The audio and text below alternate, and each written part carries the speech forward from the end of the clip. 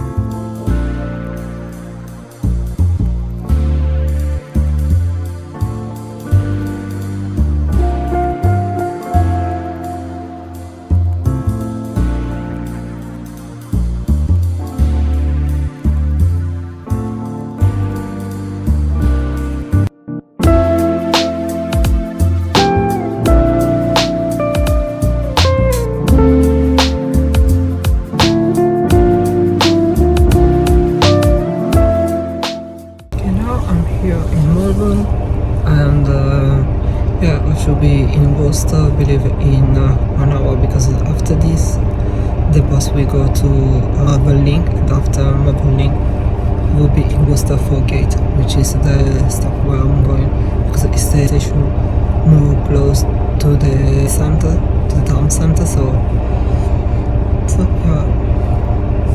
I hope to reach there as soon as possible.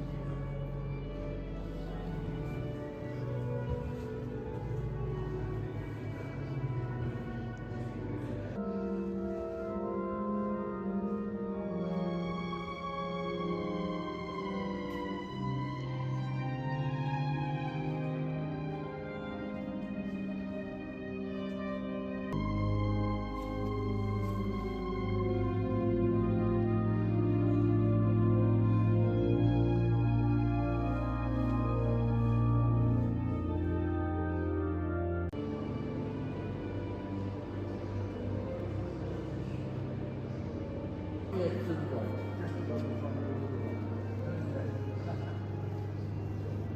whether Noah giraffe know, whether Victorians didn't know how the giraffe was, or whether the artist was playing games.